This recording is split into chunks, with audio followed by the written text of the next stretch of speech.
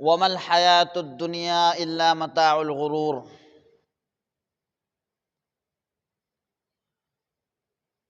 میرے محترم،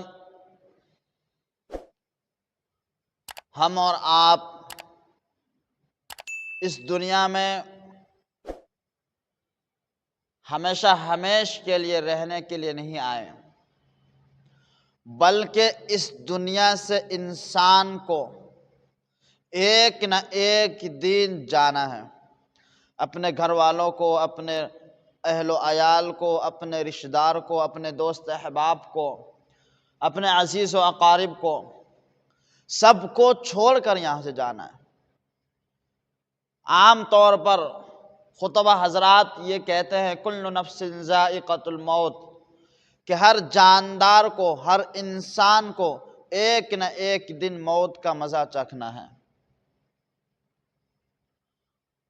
آپ غور کیجئے اور تنہائی میں بیٹھ کر سوچئے کہ ہمارے گھر میں آج سے پہلے کتنے لوگ تھے۔ آپ اپنے والد صاحب کو لے لیجئے، اپنے دادا کو لے لیجئے، اپنے پردادا کو، آپ سے پہلے جتنے بھی لوگ اس گھر میں تھے، آپ سوچئے اور محاسبہ کیجئے کہ وہ آج ہمارے گھر میں ہیں؟ نہیں ہے۔ اس لیے آپ یہی سوچ کے زندگی گزاریے کہ جب ہمارے بڑے اس گھر سے چلے گئے تو ایک نہ ایک دن ہمیں بھی جانا ہے یہاں سے۔ ایک بزرگ کا واقعہ ہے، وہ ایک محل کو دیکھتا ہے اور وہ محل میں جاتا ہے، عالیشان محل، بالکل شاندار خوبصورت۔ اس محل میں جانے کے بعد سلام کرتے ہیں، وہ سلام کرنے کے بعد محل میں رہنے والوں سے پوچھتے ہیں اور بتاتے ہیں کہ یہ ایک مسافر خانہ ہے، یہاں سے ہم سب کو ایک نہ ایک دن جانا ہے۔ تو سامنے سے جواب آتا ہے گھر والوں کی طرف سے کہ نہیں حضرت، یہ تو میرا گھر ہے اور مجھے یہاں رہنا ہے۔ بزرگ نے کہا کہ یہ آپ غلط کہہ رہے ہیں، آپ یہ بتائیے کہ آپ سے پہلے اس میں کون تھا؟ کہنے لگے میرے والد صاحب۔ کہا اس سے بھی پہلے؟ کہا میرے دادا صاحب رہتے تھے۔ کہا اس سے بھی پہلے؟ کہا اس سے پہلے میرے پردادا رہتے تھے۔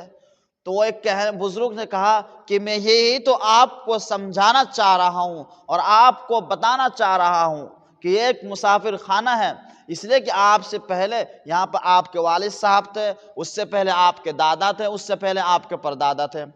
تو مسافر خانہ ہوا کہ نہیں ہوا؟ یہاں سے انسان جانے کے لیے آیا ہے، یہاں پہ رہنے کے لیے نہیں آیا۔ آخرت کی زندگی تو اصل زندگی تو آخرت کی زندگی ہے، اصل زندگی تو اوپر کی زندگی ہے۔ میرے محترم بزرگ اور دوستو، نبی صاحب صلی اللہ علیہ وسلم کی حدیث ہے الدنیا سجن المؤمن وجنت الکافر، کہ دنیا مومن کے لیے قید خانہ ہے اور کافر کے لیے جنت ہے۔ اس سے مراد یہی ہے کہ ہم اللہ تبارک و تعالیٰ کے بتائے ہوئے طریقوں پر چلے، رسول اللہ کی تعلیم کی بتائے ہوئے باتوں پر عمل کرے اور ان کی تعلیم کو اپنائے کہ رسول اللہ صلی اللہ علیہ وسلم کا بولنے کا طریقہ کیا تھا، ان کا کھانے کا طریقہ کیا تھا، ان کا چلنے کا طریقہ کیا تھا، ان کا حسن سلوک اور لوگوں کے ساتھ اچھا سلوک کرنے کا طریقہ کیا تھا، جو ہمارے نبی صاحب صلی اللہ علیہ وسلم بتا کے گئے۔ ہم اس طریقہ پہ چلیں، جبھی ہماری زندگی اچھی طرح کٹے گی، ہماری زندگی اچھی طرح گزرے گی۔ میرے محترم، اللہ تبارک و تعالی نے ہمیں یہ اس دنیا میں بھیجا ہے، ہم بہت بڑا شکر اور کرم ہے کہ اللہ تبارک و تعالی نے ہمیں ایمان والوں کے گھر میں پیدا کیا، اور اللہ تبارک و تعالی نے زندگی گزارنے کا طریقہ بھی بتا دیا، اور اللہ تبارک و تعالی نے ہمارے اور آپ کے سامنے جنت اور جہنم بھی بنا دیا، اور اس سے بچنے کا طریقہ بتا دیا کہ جہنم سے کیسے بچا جائے، جنت میں کیسے جایا جائے۔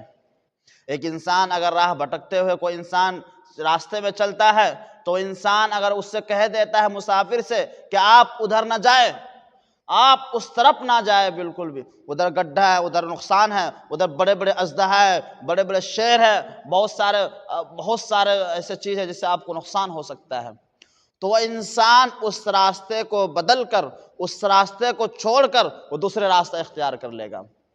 کیوں؟ آخر اس کو پتا ہے کہ وہاں پہ نقصان ہے، تو ہمیں اچھے راستے سے جانا ہے۔ تو تو اللہ تبارک و تعالیٰ نے اور رسول اللہ صلی اللہ علیہ وسلم کی تعلیم نے ہمیں یہ بتا دی ہے یہ باتیں کہ آپ کے سامنے دو آپشن ہے، جہنم اور جنت۔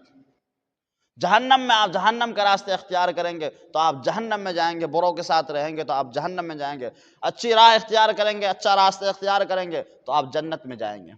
میرے محترم، ہمیں اور آپ کو چاہیے کہ اچھی راہ اختیار کرے، اچھا راستہ اختیار کرے، اچھوں کے ساتھ بیٹھے، اچھوں کے ساتھ رہے اور 5 وقت کی نماز کی پابندی کرے، اس لیے کہ یہ 5 وقت کی نماز اگر ہم پڑھیں اس سے ہر برائی سے روک دیتی ہے۔ ان الصلاۃ تنہی عن الفحشاء والمنکر، کہ بے شک نماز بے حیائی اور برائی باتوں سے روکتی ہے۔ ہمیں اور آپ کو کہنے اور سننے سے زیادہ عمل کرنے کی توفیق نصیب فرمائے۔ وآخر دعوانا ان الحمد للہ رب العالمین۔